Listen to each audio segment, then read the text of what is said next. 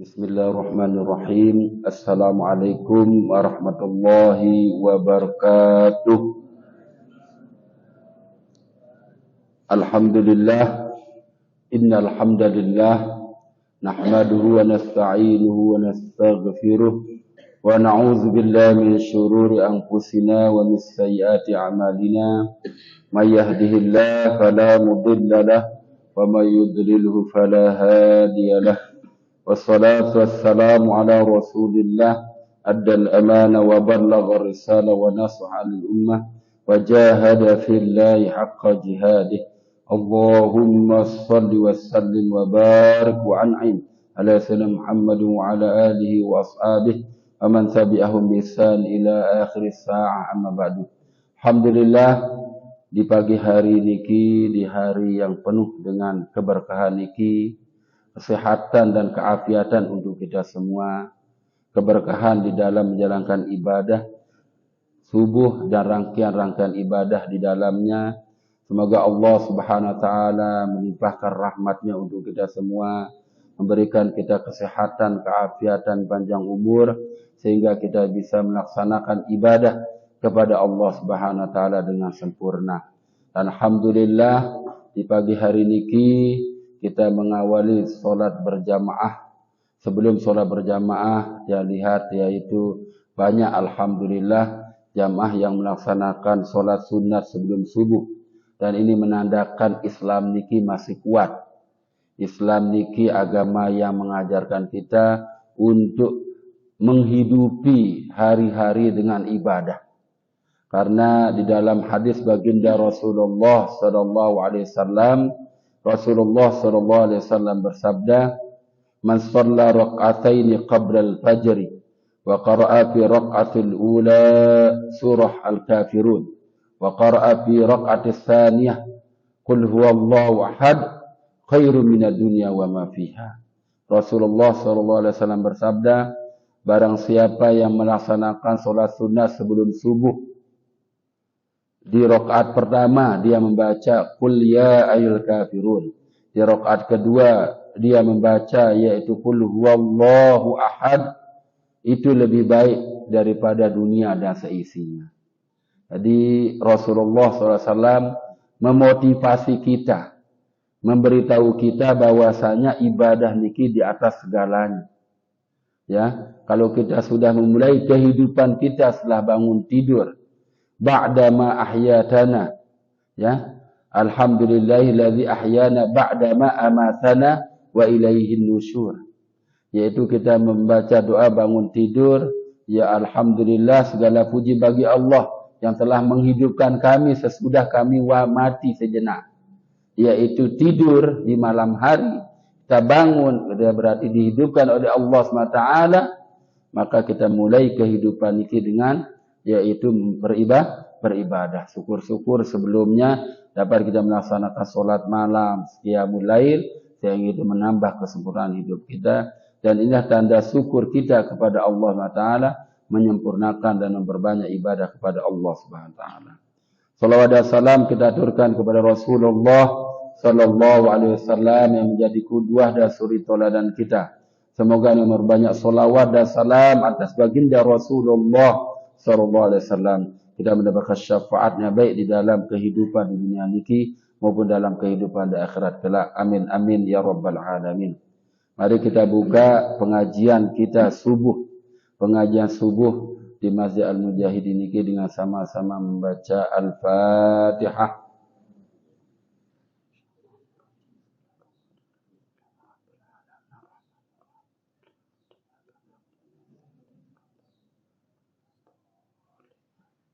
Amin amin ya rabbal alamin. Insyaallah setiap ahad subuh kita akan sama-sama memberikan asupan untuk tubuh kita pagi-pagi seperti ini, yaitu dengan memahami ayat-ayat Al-Quran, sehingga tiang berijtihad memutuskan insyaallah pagi subuh yaitu hari ahad kita akan sama-sama mengaji dan mengkaji ayat Al-Quran lewat tafsir. Nah, tafsir yang tiang pakai pada pekajian niki yaitu tafsir Al-Wajiz punyanya Wahbah Zuhaili. Jadi supaya kita sama-sama mengetahuinya. Untuk mengawali pengajian kita ini, kita awali dari surah Al-Baqarah. Karena seingat yang sudah sampaikan di masjid niki, yaitu penafsiran surat Al-Fatihah. Ya, maka kita mengawalinya dengan surah Al-Baqarah. Suratul Baqarah.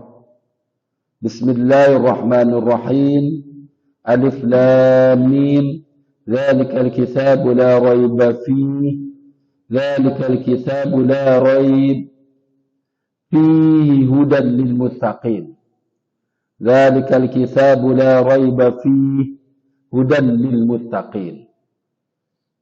الذين يؤمنون بالغيب ويقيمون الصلاة ومما رزقناهم ينفقون والذين يؤمنون بما أنزل إليك وما أنزل من قبلك وبالآخرة هم يوقنون أولئك على هدى من ربهم وأولئك هم المفلحون صدق الله العظيم. Ya, kalau alhamdulillah, kalau bisa nanti kita tuntaskan sampai ayat yang 5 ini, tapi kalau nggak bisa, insyaallah kita sambung pada pengajian-pengajian yang akan datang. Surah Al-Baqarah. Di sini disebutkan bahwasanya surah Al-Baqarah ini adalah Makkiyah, yaitu surat disebutkan di sini ya Madaniyah, dia diturunkan di Madinah. Jadi surah Al-Baqarah ini Madinah. Diturunkan di Madinah. Kebanyakan ayatnya menurut ulama ulum Quran diturunkan di Madinah. Jadi dalam kajian ulum Quran, ayat Al-Quran ini dilihat dari tempat turunnya, dibagi menjadi dua, Makkiyah sama Madaniyah. Nah, niki adalah Madaniyah. Keutamaannya, niki mudah-mudahan kalau kita mengetahui salah satu mukjizat Al-Quran, setiap surat niki memiliki keutamaan-keutamaan. Fadlus surah. Akhraja Muslim wa Tirmizi an Abi Hurairah radhiyallahu anhu qala. Diriwayatkan oleh Imam Muslim dan Imam Tirmizi dalam kitab hadisnya, an Abi Hurairah radhiyallahu anhu qala. Dari Abu Hurairah radhiyallahu anhu qala. Qala Rasulullah sallallahu alaihi wasallam, Rasulullah sallallahu alaihi wasallam bersabda, la taj'alu buyutakum maqabir, inna syaitan yanfiru minal bayt alladhi tuqra'u fihi suratul Baqarah. Akhrajahu Muslim an Abi Umamah al-Bahili radhiyallahu anhu aidan, anna Rasulullah sallallahu alaihi wasallam qala اقرأوا سورة البقرة فإن أخذها بركة وتركها حسرة ولا تستطيعوها المثلة أي السحرة. Ya, rawahu Imam Muslim. Rasulullah SAW bersabda, hadis yang pertama niki diriwayatkan oleh dua perawi, yaitu Imam Muslim dan Imam Tirmizi. Mana Rasulullah SAW bersabda, jangan jadikan rumah kalian itu maqabir, kuburan-kuburan. La taj'alu buyutakum maqabir. Jangan jadikan rumah-rumah kita niki kuburan. Inna syaitan yanfiru minal bait alladhi yuqra'u fihi suratul Baqarah. Sesungguhnya syaitan itu akan menjauh. Yanfiru niki artinya lari. Ya, menjauh, lari, terbirit-birit. Kalau di dalam kamus Muhammad Yunus niki, yanfiru niki lari dengan tergesa-gesa. Setan itu lari terbirit-birit, menjauh dari rumah alladzi tuqra'u fihi suratul Baqarah, yang di dalamnya dibacakan surat Al-Baqarah. Kenapa Rasulullah SAW menyuruh la taj'alu buyutakum maqabir? Ya, mengatakan, bersabda, jangan jadikan rumah kita kuburan, karena di kuburan bukan tempat baca Quran. Jadi kalau rumah yang tidak pernah dibacakan di dalamnya surah Al-Baqarah, bagaikan kuburan. Sehingga di kuburan karena tidak pernah dibacakan Quran, ya, artinya tidak Quran yang secara utuh, membaca surah Al-Baqarah dan sebagainya, maka seringkali di kuburan itu banyak jin. Salah satu di dalam hadis yang kuat di dalam kitab yaitu ya yang dibaca di dalam kitab Minhajul Muslim itu mengatakan jin itu makanan jin itu salah satunya yaitu apa? Tulang-tulang. Di dalam kitab Subulus Salam niki Bulughul Maram. Jadi kalau kotoran ar-raus wal izam yaitu kotoran-kotoran hewan dan tulang-tulang menulang itu makanan yang paling disukai oleh jin. Sehingga suatu saat di dalam kitab Subulus Salam disebutkan oleh Imam Sun'ani, Rasulullah SAW pernah ditanya, pernah meminta, yaitu pernah melaksanakan perjalanan, awalnya ceritanya, Rasulullah pernah melaksanakan perjalanan, tidak ketemu air. Memintalah yaitu dia untuk dicarikan batu untuk pengganti istinja dengan air, pengganti air. Lalu seorang sahabat namanya Abu Salamah membawa 2 batu dan 1 kotoran hewan yang sudah kering. Taruhlah seperti yaitu tai kucing niki kan, kalau sudah kering kan seperti batu niki. Itu yang dibawa. Maka Abu Salamah Rasulullah mengatakan dibuang tai kotoran ya, kotoran hewan yang kering itu diambil 2 batu aja. Abu Salamah mengatakan, "Kenapa? Inna hadza raus min tu'amil jin." Sesungguhnya yaitu kotoran hewan yang sudah kering itu adalah makanan dari salah satu makanan jin yang paling dia sukai. Lalu setelah itu Abu Salamah mencari lagi. Mencari lagi yaitu apa? Tulang menulang. Mencari lagi yaitu batu, tidak ketemu juga. Akhirnya dia bawa tulang menulang. Tulang hewan yang sudah kering. Lalu Rasulullah SAW mengatakan, "Inna aizam wa ahsanul ma'kulatil jin." Sesungguhnya izam itu atau tulang itu adalah makanan yang paling disukai oleh jin. Makanan yang paling disukai oleh jin. Akhirnya dibuang juga. Akhirnya sampai ketemu batu yang ketiga. Baru Rasulullah SAW menganggap dirinya sudah suci, yaitu istinja. Ini bab istinja. Tadi disebutkan yaitu tulang menulang dan kotoran hewan niki adalah yaitu makanan dari salah satu makanan jin. Dan di kuburan niki paling banyak tulang. Tulang manusia kan banyak niki. Yang meninggal, yang wafat niki sudah jadi tulang. Sehingga sesungguhnya di kuburan memang tempat yang paling disukai oleh yaitu jin, oleh syaitan. Sehingga Rasulullah SAW bersabda, jangan jadikan kuburan rumah kita itu seperti kuburan yang penuh dengan tulang-tulang yang disukai oleh jin, yang disukai oleh syaitan. Inna syaitan yanfiru minal baitil ladzi tuqra'u fihi suratul Baqarah. Sesungguhnya setan itu akan lari terbirit-birit, akan menjauh dari rumah yang dibacakannya di dalamnya yaitu surah Al-Baqarah. Ini riwayat Imam Muslim dan Imam Tirmizi. Adapun yang dari Imam Muslim sendiri ada satu hadis akhraja Muslim disebutkan dalam kitab niki. Imam Wahab Az-Zuhaili mengatakan diriwayatkan oleh Imam Muslim saja, tidak ada di dalam kitab hadis yang lainnya. Dari Abi Umamah Al-Bahili, kalau yang tadi niki dari dari Abu Hurairah radhiyallahu anhu. Niki dari sahabat namanya Abi Umamah Al-Bahili radhiyallahu anhu aidan. Anna Rasulullah sallallahu alaihi wasallam bersabda, "Iqra'u suratul Baqarah."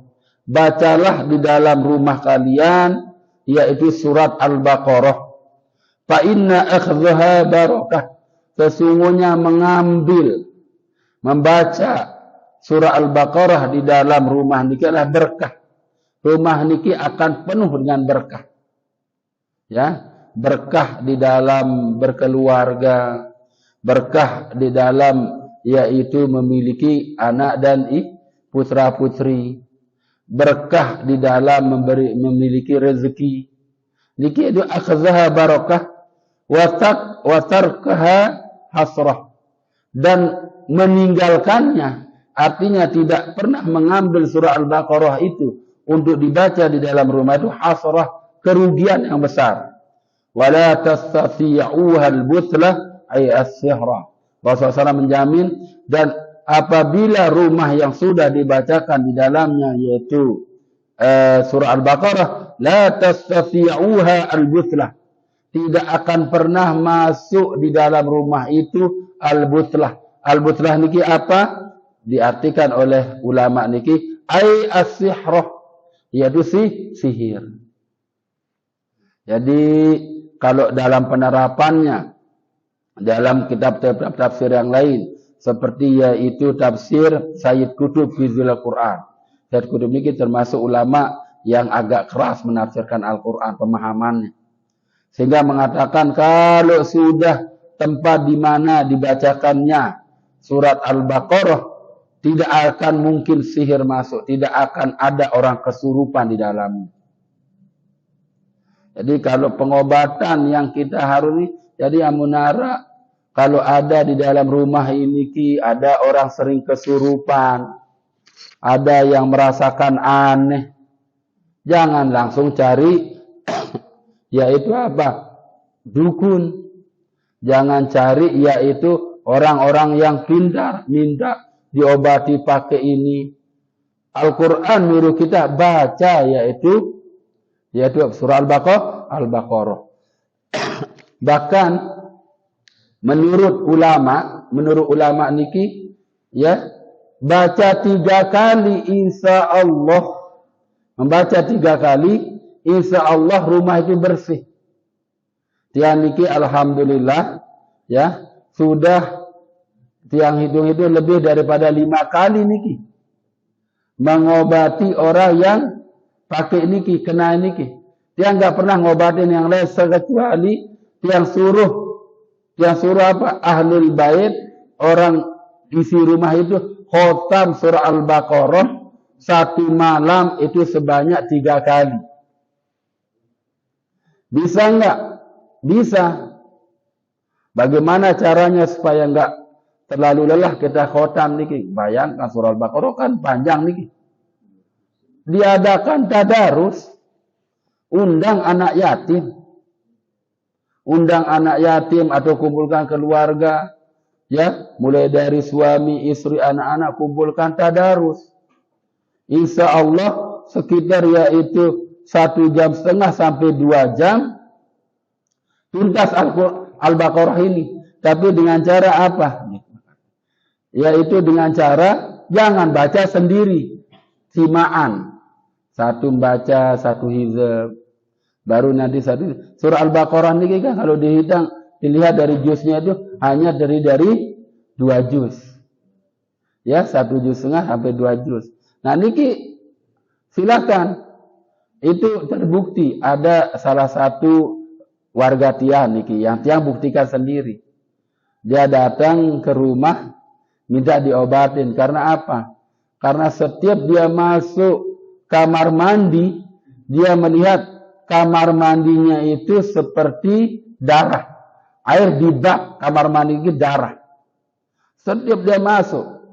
Dan mertuanya bilang, oh ini benar. Sampai kita takut. Jadi yang sudah kena niki 2 orang. Pertama itu menantunya 1. Karena ternyata dirusak. Niki ampura ya. Dirusak karena mantan pacarnya enggak ikhlas kalau dia nikah sama laki-laki ini.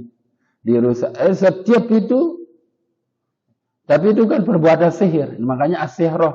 Rasulullah SAW mengakui adanya sihir sejak dulu.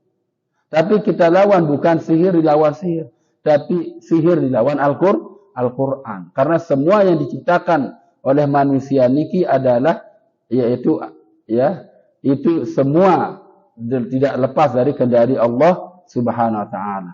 Maka yang Allah Swt Maha Pencipta akan menghilangkan itu dan tidak akan pernah kalah ya namanya Al-Quran.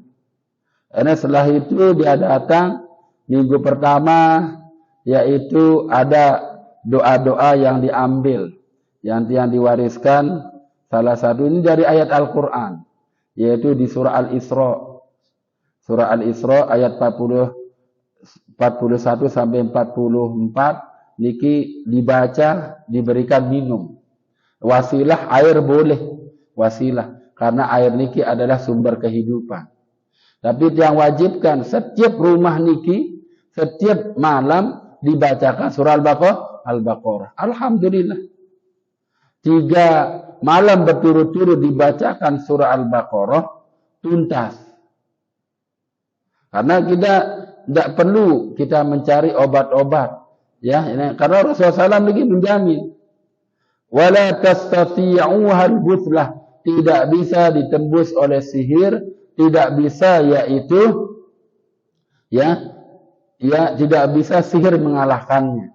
Dikit surah Al-Baqarah, sehingga seringkali kalau rumah kita kurang baik, ya ada orang sering kesurupan, ada kata-kata yang kotor, ada yang sering yaitu orang tua, ya sumpah serakah sama anak.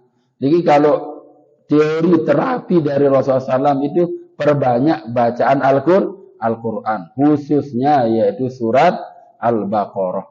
Karena kita tidak tahu diri kita apakah pernah kerasukannya ketika emosi, kan ada celah-celah ketika kita amarah itu masuk setan, sehingga kita yaitu mengungkapkan atau mengatakan sesuatu dengan di luar nalar kita, di luar hati kita, sehingga kita sumpah serakah sama anak, sumpah serakah sama suami, sumpah serakah sama istri. Niki hal-hal ikilah perlunya yaitu jangan kita jadikan rumah kita niki adalah kuburan. Bacakan di dalamnya surah Al-Baqarah, bacakan di dalamnya Al-Quran, insya Allah yaitu rumah itu akan berkah.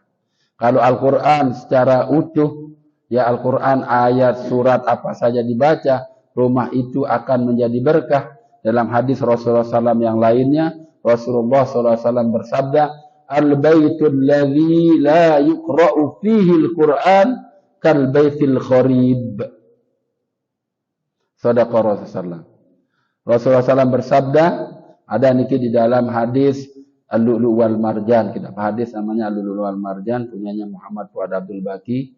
Syekh Muhammad Fuad Abdul Baqi mengatakan hadis yang kalau enggak yang salah niki ya hadis yang ke-49. Rasulullah SAW bersabda, rumah tangga yang di dalamnya tidak pernah dibacakan Al-Quran niki bagaikan yaitu rumah yang akan hancur. Al-Baitul Kharib. Siang kalau dimintain nasihat pernikahan, yang pasti yang ungkapkan di hadis. Jangan bangun rumah tangga, ya sesudah nikah ini kan bangun orang rumah tangga, itu kecuali landasannya Al-Quran. Karena Al-Quran itu menjamin rumah tangga itu akan langgeng, Al-Quran itu menjamin rumah tangga itu akan harmonis, baik, bahagia. Kalau bahasa Rasulullah SAW tadi, yaitu Al-Baitul Kharib, rumah tangga yang hancur, rumah tangga yang tidak harmonis, rumah tangga yang tidak bahagia, yaitu rumah tangga yang tidak pernah dibacakan di dalamnya itu Al-Quran. Istilah kalau Muhammad Fuad Abdul Baqi, Syekh Muhammad Fuad Abdul Baqi dalam menerangkan hadis ini, yang hancur niki bukan yaitu rezekinya. Yang hancur niki bukan bangunannya. Bukan gentengnya yang jatuh, enggak. Bukan temboknya yang runtuh, tidak.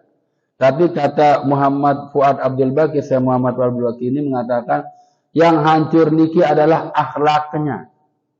Yang hancur niki adalah adabnya. Yang hancur niki adalah ibadahnya. Maka tidak ada lagi terdengar yaitu kata-kata yang lembut, halus, menyenangkan di dalam rumah itu. Suami akan semau-maunya manggil istri, mengadakan kekerasan, sumpah serakah. Istri juga akan begitu. Anak-anak tidak ada rasa sayang kepada orang tua. Jadi kata Syekh Muhammad Abdul, itulah rumah tangga yang hancur. Rezeki berlimpah ruah, tapi tidak ada keberkahannya. Itulah rumah tangga yang hancur. Anak-anak tidak bisa baca Quran, sulit melaksanakan sholat, sulit patuh kepada perintah orang tua, sulit diajak untuk kebaikan, kata Syekh Muhammad Abdul Baqi, itulah rumah tangga yang hancur, bukan hancur bangunannya. Sehingga kalau mau keberkahan dalam rumah tangga, kata Syekh Muhammad Abdul Baqi niki, satu-satunya ikutin hadis Rasulullah SAW ini. Karena Rasulullah SAW menjamin al-baitul ladzi la yuqra'u fihi al-Qur'an. Rumah tangga yang tidak pernah dibacakan di dalamnya Al-Qur'an kal baitil kharib. Maka itu rumah tangga itu akan hancur, seperti rumah yang hancur. Nah, ini kembali kepada kita. Pernahkah kita mengkhatamkan surah Al-Baqarah di dalam rumah kita? Kalau rumah kita tidak kita mau jadikan kuburan. Pernahkah kita membaca Al-Quran di rumah itu sampai khotam surah Al-Baqarah? Nanti baca bulan Ramadan, semangat-semangat di awal, tadaunya enggak sampai khotam, sudah tutup. Oh, tahun depan lagi ulang lagi. Jadi enggak pernah khotam. Ya, nah ini harus kita usahakan minimal di rumah ini pernah dikhotamkan surah Al-Baqarah. Dan yang alhamdulillah tradisi niki per 3 bulan, kalau istri niki, kalau anak-anak niki yaitu per 1 bulan khotam Al-Quran.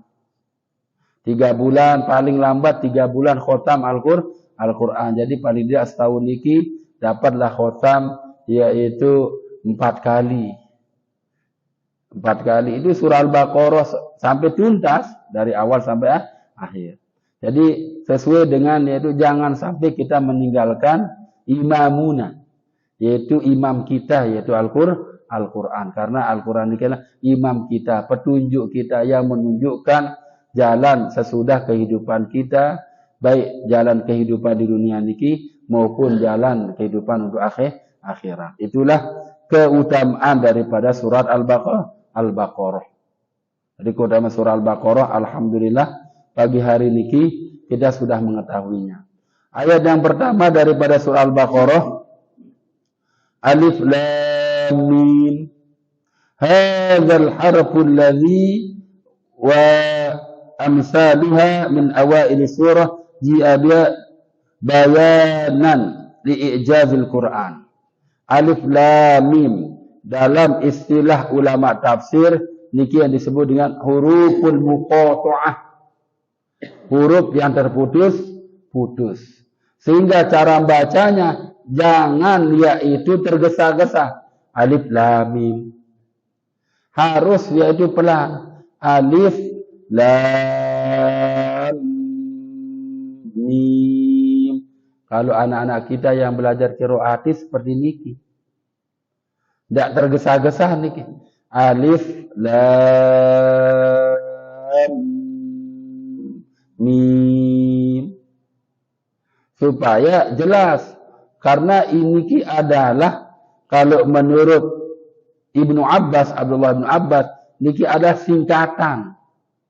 Sehingga disebutkan tentang hadhil ahruf, huruf-huruf yang seperti ini, wa amsaluha, dan yang seperti ini di dalam Al-Quran di min awailis suwar, yang terdapat di awal-awal surat adalah bayanan ijazil Quran. Itu menandakan kemujizatan Al-Quran.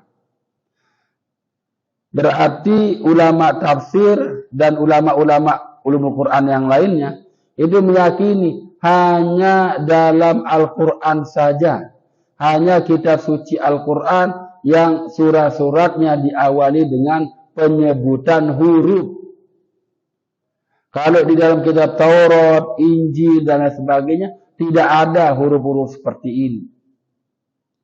Sehingga disebutkan li'ijazil Quran. Itu menandakan kemujizatan Al-Quran. Kemujizatan Al-Quran ini adanya di huruf Alif Lam Mim. Wa isbatu kauni kalamillah. Dan ini menandakan ketetapan bahwasanya Al-Quran itu adalah firman Allah Subhanahu wa ta'ala. Jadi kalau ada Alif Lam Ra, Yasin, Kaf Ha Ya Ain Shad, itu menandakan bahwasanya Al-Quran ini bukan buatan Rasulullah SAW. Itu murni dari Allah. Dan ini kalau dalam tafsir Said Qutb mengatakan ini yang membedakan Al-Quran dengan kitab-kitab suci yang lainnya. Karena dia banyak suratnya yang diawali dengan huruful muqatta'ah, huruf yang dibaca secara terputus. Maka cara yang baik ini harus diputus sedikit. Alif, lam, mim. Bukan alif, lam, mim. Harus pelan terputus satu huruf dengan huruf yang lainnya.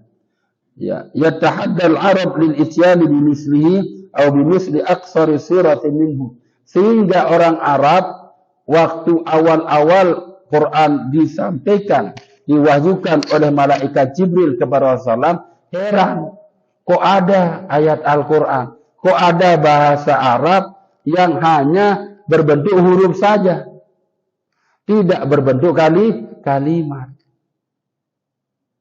Kok ada? Apa ini? Benarkah dia yaitu firman Allah atau dia hanya perkataan Muhammad saja?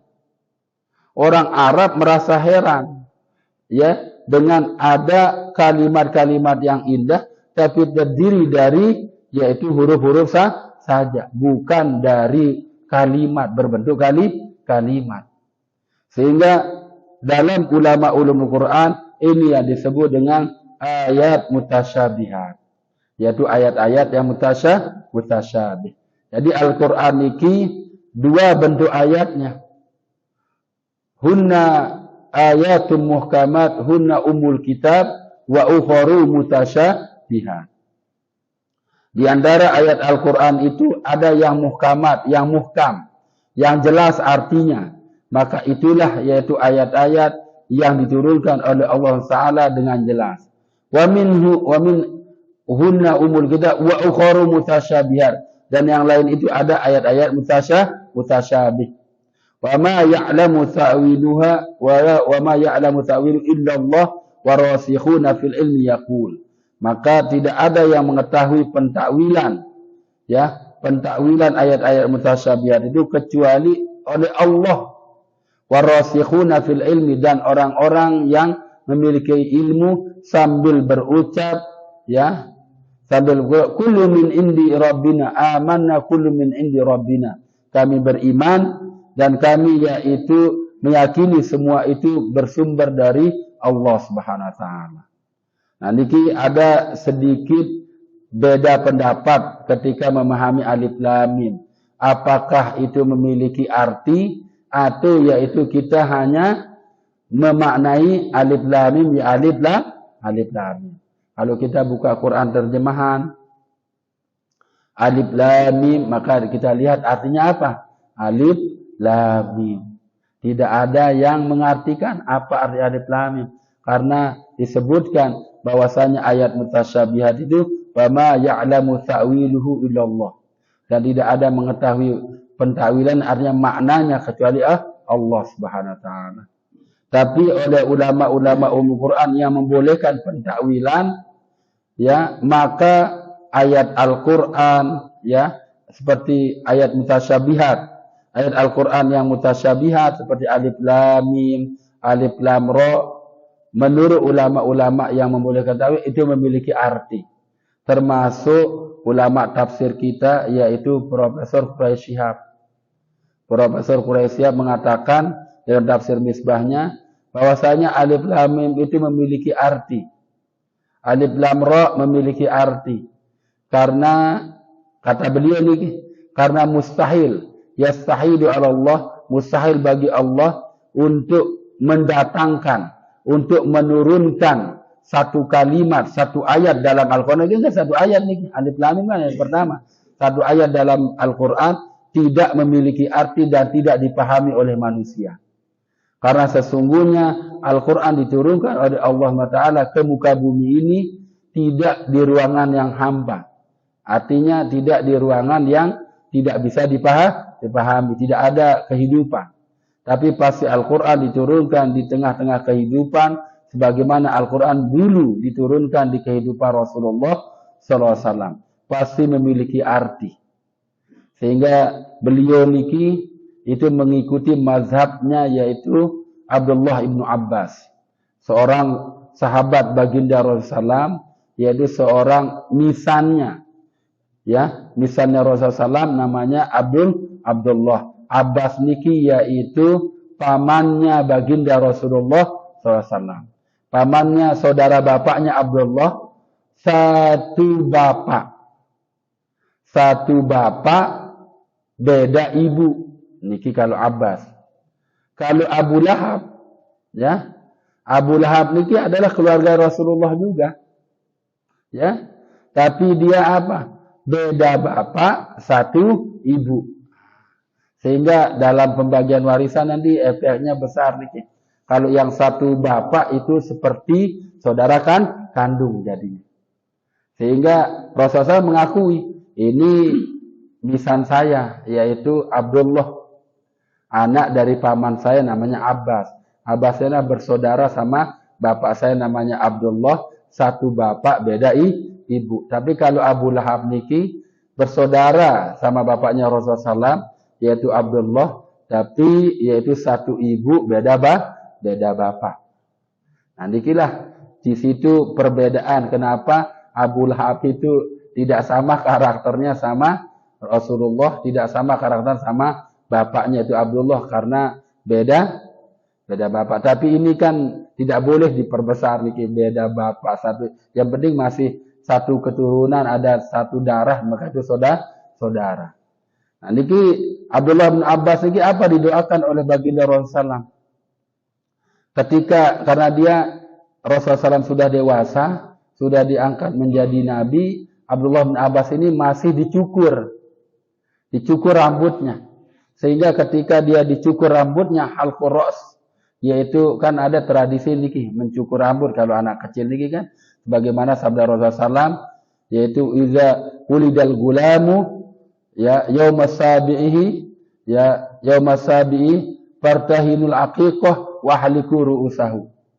Apabila anak itu sudah lahir dan berumur 1 minggu, maka hari ke-7, hari yaumus sabi min wiladatihi, hari yang ke-7 itu, maka sembelihlah untuknya yaitu aqiqah.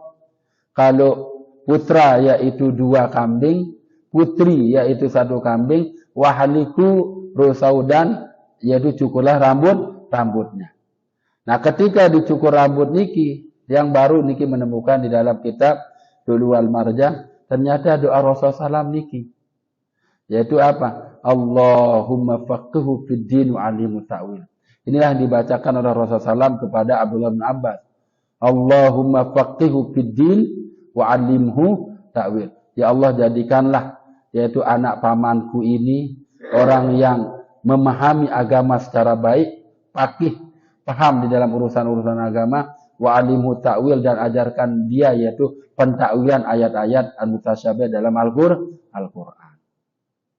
Sehingga Abdullah bin Abbas niki tumbuh menjadi ulama yang terkenal, salah seorang sahabat yang paling banyak meriwayatkan hadis juga selain Abu Hurairah radhiyallahu anhu.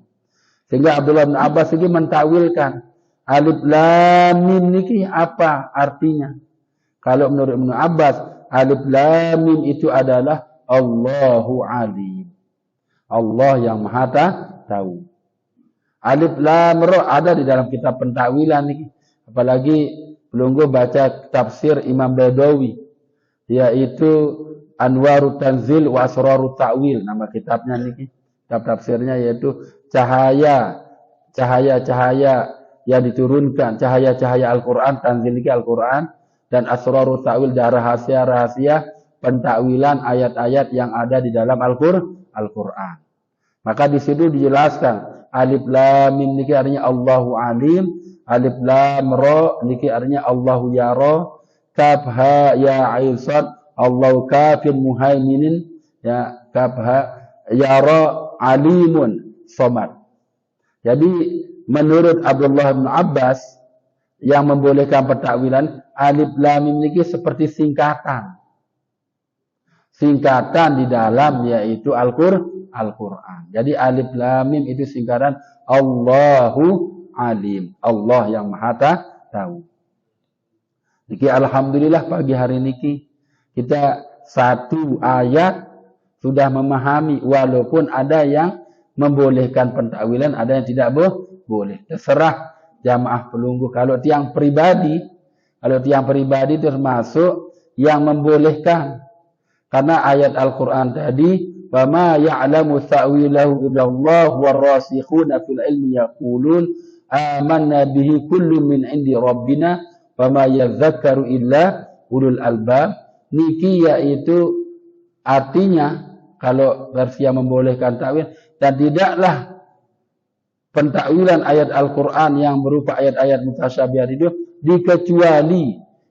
dikecualikan akan diketahui oleh Allah dan orang-orang yang memiliki ilmu.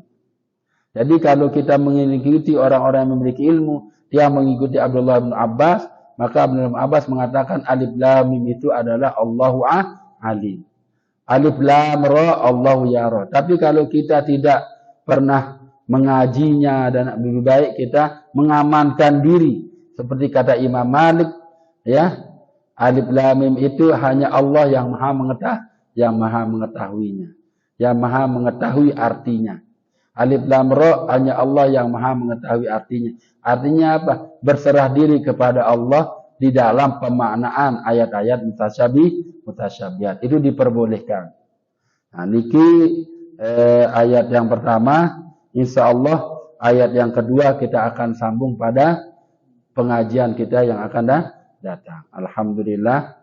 Jadi insyaAllah minggu depan kita akan lanjutkan pengajian kita. Alhamdulillah pagi hari ini kita dapat yaitu mengetahui keutamaan surah Al-Baqarah dan mengetahui yaitu makna alif lam mim tersebut adalah tanda kemujizatan Al-Quranul Karim. Tanda Al-Quranul Karim membedakannya dengan kitab-kitab suci yang lainnya. Sekedar niki yang bisa saya sampaikan untuk pagi hari niki, karena surup pada hari-hari niki agak cepat nggih, sebelum jam 6, ada jam 6 kurang 10, jam 6 kurang 5 niki surup sudah ini. Insyaallah kita cukupkan pengajian kita pada pagi hari niki. Sekedar niki saya sampaikan, mungkin ada yang bertanya niki, masih ada waktu. Niki supaya ada kajian interaktif nggih. Jadi tiang doang sih nampian niki ya nggih. Silakan. Jadi sekarang kan di TV kita ini Android ini kan sudah banyak warga itu bisa YouTube ya. Artinya ada sudah ngaji horor, selawat dan sebagainya. Dan itulah selalu di-share. Karena sampai selesai ini itu bagaimana memaknai bahwa supaya rumah tidak menjadi seperti itu dengan hanya manusia TV seperti itu. Alhamdulillah, niki pertanyaan yang baik, niki. Bagaimana? Apakah sama enggak dengan orang yang membaca atau kita yaitu mendengarkan atau menyetel orang lain untuk membacakan, ya, atau menyetel kaset atau HP di dalam rumah, terus itu dianggap wah rumah ini pernah dibacakan. Ya otomatis beda. Dalam pandangan niki kalau menjawab masalah-masalah modern seperti niki yang punya kita namanya yas'alunaka fid-dinil hayat. Engkau ditanya tentang urusan-urusan agama dan tidak urusan-urusan kehidupan. Niki kitab kontemporer niki termasuk ini ada. Bagaimana di situ kalau dalam kitab ini bagaimana hukum bayi tabung itu ada. Pokoknya masalah-masalah yang belum ada di zaman Rasulullah. Ya, bagaimana hukum mengeluarkan zakat fitrah dengan uang. Akhirnya tidak ada zaman Rasulullah niki.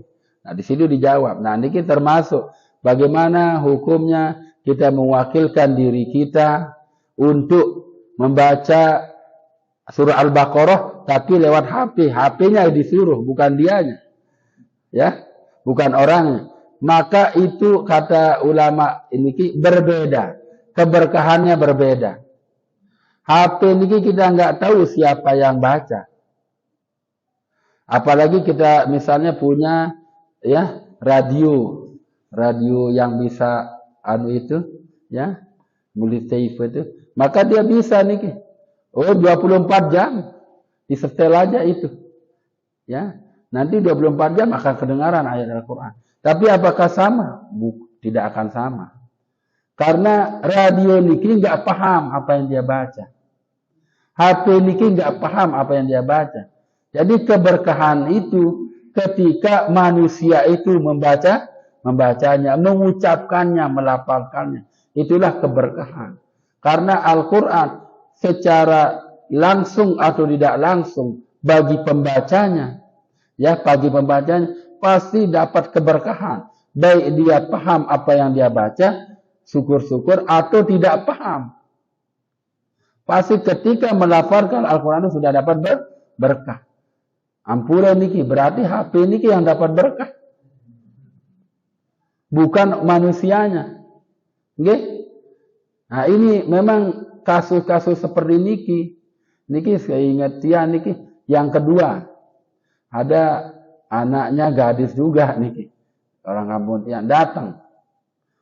Kesurupan terus setiap malam Jumat. Malah setiap malam Jumat kalau dia mau masuk rumahnya itu nggak berani. Masuk kamarnya niki. Akhirnya, nah niki baru tiang tahu kalau ada orang kampung tiang. Niki, bukan lain. Orang kampungnya baru tiang tahu kalau ada orang muslim zaman sekarang ini masih satu keluarga tidak bisa baca Quran. Jadi jangan kita anggap semua sama, nggih. Kalau kita yang ngaji-ngaji ini insya Allah ya semua bisa. Tapi ada, ini datang. Terus yang bilang, ada yang baca Quran niki? Enggak ada. Diantai satu persatu. Kebetulan yaitu satu kamu. Baca Qurannya enggak ada yang beres. Terus gimana sholatnya ini saya bilang. Kalau tes Fatihahnya lumayan. Fatihah aja yang lumayan. Kalau ayat-ayat surat yang lain tidak ada yang beres. Bagaimana ini kalau saya suruh khotam surah Al-Baqarah? Tidak bisa. Akhirnya gimana supaya rumah kami bersih? Tuan guru, rumah kami bersih, Ustaz gini-gini. Nah, gini aja caranya. Si dia sambil belajar Al-Quran, sambil bersedekah. Undang anak yatim. Malam gitu. Ini untuk membacakan Al-Quran di rumahnya aja perlu diundang anak yatim. Si dia dekat sama anak yatim, keberkahan insya Allah dapat. Undang anak yatim minimal. Ya kalau dihitung biar nggak lelah minimal 7 orang. 5 atau 7. Yang ambil innallahu witrun yuhibbul witra. Jadi setiap tindakan kita kalau kita alhamdulillah mengetahui banyak hadis niki, kita tindakan kita itu sesuai dengan hadis. Sesungguhnya Allah itu ganjil suka sama yang ganjil-ganjil. Ambil 5 atau 7 atau 9. Yang diundang 7. Setelah 7 niki apa? Khotam Al-Quran. Bacakan suruh tadarus. Sambil belajar mereka, sambil dengar, sambil belajar. Dan itu dilaksanakan selama seminggu. Alhamdulillah. Keberkahan rumah itu disuarakan dengan orang yang nyata, ya. Yang nyata, manusia yang nyata, berbeda dengan keberkahan rumah itu yang dibacakan dengan lewat HP. Kalau HP ini kan bukan barang nyata niki yang baca, siapa ini nggak tahu. Tapi kalau anak yatim, kita undang jangankan ini orang ya, yang dalam rumahnya misalnya ada yang bisa baca Quran. Anak yatim kan jelas, ada suara kita dengar, ada yang jelas kita lihat baca Quran di hadapan kita. Itu keberkahannya beda. Apalagi orang yang isi rumah itu sendiri yang baca Quran, itu keberkahannya jauh lebih beda. Sehingga memang tuntutan kita bahwasanya Al-Quran ini imam kita pakai bahasa yang tadi.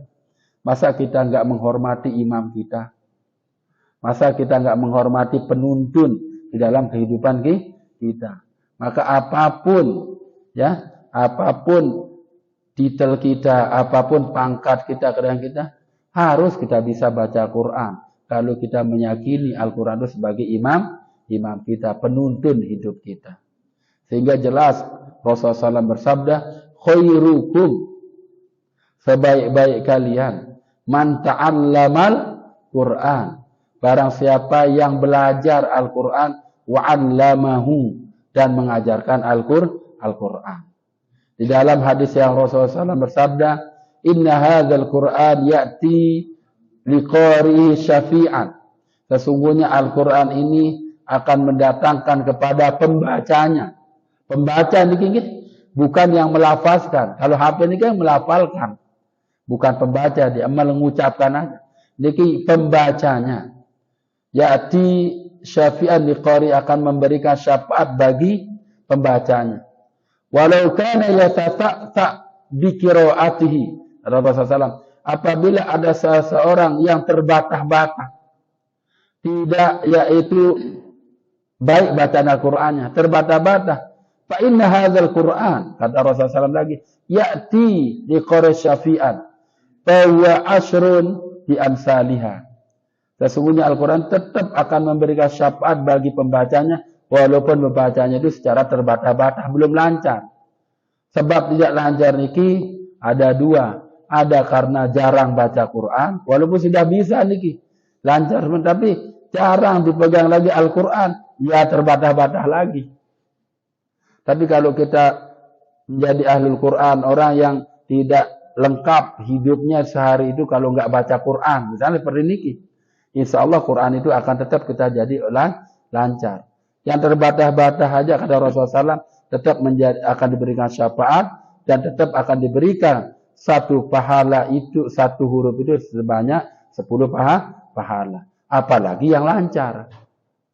Apalagi yang suka baca Quran. Nah, inilah pentingnya kita, yaitu supaya apa? Supaya memperhatikan namanya Al-Quran. Jadi jawaban tiang beda. Keberkahannya beda. Usahakan jangan ya. Seperti jawaban yang tadi, usahakan jangan lewat hati. Lebih baik panggil orang anak yatim apabila ada kendala seperti ini. Ya kalau syukur-syukur ahlu bait, yaitu penduduk atau isi rumah niki itulah yang membaca Al-Quran itu alangkah lebih baik supaya keberkahannya ada. Mungkin untuk pagi hari niki sekedar niki yang bisa saya sampaikan pada manfaatnya. Insyaallah minggu depan kita akan lanjutkan pengajian kita pada pagi hari ini. Sila kita sama-sama tutup pengajian kita pada pagi hari ini dengan sama membaca istighfar, lalu kita sama-sama berdoa. Astagfirullahaladzim alladzi la ilaha illa huwal qayyum wa atubu ilaih. Astagfirullahaladzim alladzi la ilaha illa huwal qayyum wa atubu ilaih. Astagfirullahaladzim alladzi la ilaha illa huwal qayyum wa atubu ilaih. Alhamdulillah Rabbil Alamin, hamdan syakirin, hamdan na'imin, hamdan mustaghfirin, hamdan mutawakkilin, hamdan radin, hamdan yuwafiqu minallah. Ya Rabbana lakal hamdu kama yanbaghi li jalali wajhika wa na'udzu min sultanik. Allahumma salli wa sallim wa barik ala sayyidina Muhammadin al-Mukhtar wa alihi al-athhar wa ashabil akhyar wa man tabi'ahum bi ihsan ila yaumil mahsyar. Allahumma salli wa sallim wa barik ala sayyidina Muhammadin tibbil qulub dawaiha وعافية الأبدان شفائها ونور الأبصار وديائها وعلى آله وأصحابه كل لمعة ونفس بكل معلوم لك. اللهم علمنا ما ينفعنا وانفعنا بما علمتنا إنك أنت علام الغيوب. اللهم اقض سوداءتك بما علمتنا وعلمنا ما جهلنا وذكرنا ما نسينا برنا حاجاتنا ولا تنسنا رب العالمين. اللهم ارنا الحق حقا وارزقنا اتباعه وارنا الباطل باطلا وارزقنا اجتنابه. اللهم نور قلوبنا بنور بنور هدايتك وعلمك بنور هدايتك وعلمك كما نرى من شمسك وقمرك أبدا. ربنا نشكر نعمتك التي أنعمت علينا وعلى والدنا من الصالحين ترضى ودخلنا برحمتك في عبادك الصالحين ونعمل صالحا ترضى واصلحنا في ذرياتنا واصلحنا في معاملاتنا واصلحنا في عباداتنا واصلحنا في أولادنا وبناتنا إنا تبنا إليك وإنا من المسلمين. ربنا تقبل منا صلاتنا وصيامنا ودعاءنا وتعلمنا دروسا غيرنا إنك أنت السميع العليم وتب علينا إنك أنت التواب الرحيم. ربنا آتنا في الدنيا حسنة وفي الآخرة حسنة وقنا عذاب النار. سبحان ربك رب العزة عما يصفون والسلام على المرسلين الحمد لله رب العالمين. سر الفاتحة.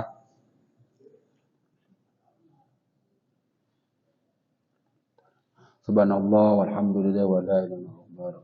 La haula wa la quwwata illa billah. Wassalamualaikum warahmatullahi wabarakatuh.